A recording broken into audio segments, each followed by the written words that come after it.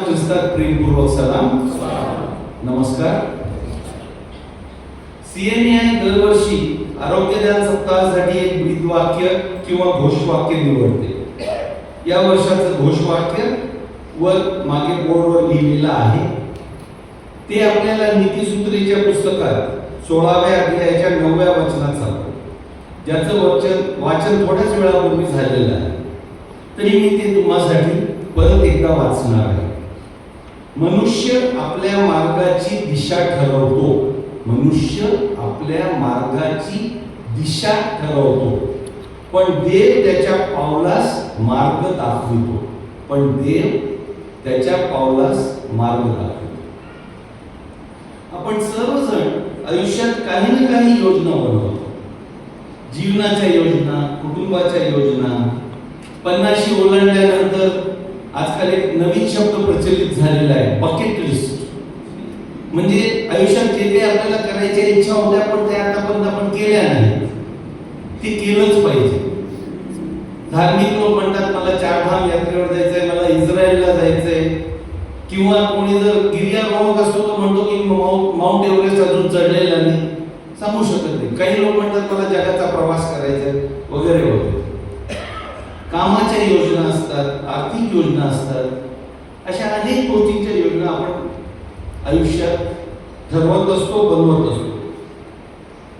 या योजना आयुष्यात राबविण्यासाठी आपल्याला काम करावं.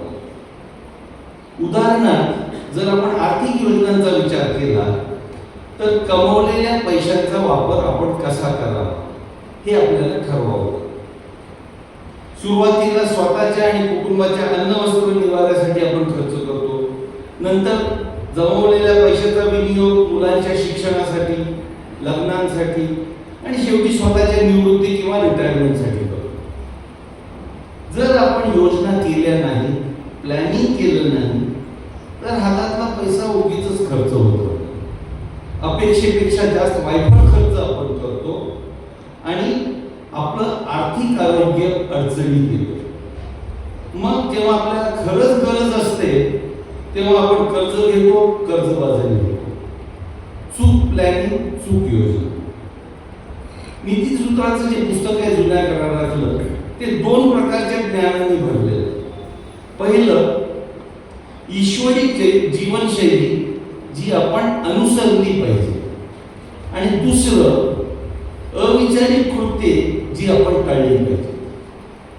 म्हणजे चांगल्या गोष्टींविषयी पण लिहिलेलं आहे आणि ज्या करू नयेत अशा गोष्टींविषयी पण लिहिलेलं आहे. आजच्या भाषेमध्ये कॉम्बो. आजच्या मनाच्या वचनात आपल्याला काय समजलं पाहिजे हे लक्षात घेऊ.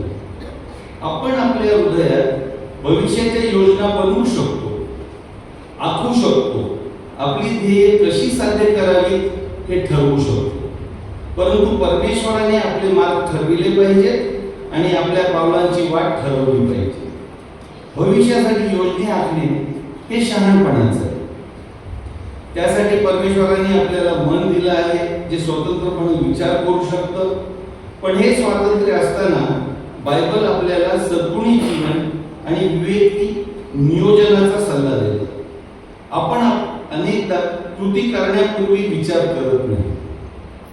कृती करण्यापूर्वी विचार करणं हे आपल्याला बंधनकारक आहे. साधं उदाहरण सांगतो. पेत्राने विचार न करता येशूला 3 वेळा नाकारलं आणि नंतर त्याला मनस्ताप झाला आणि त्याला रडावं लागलं.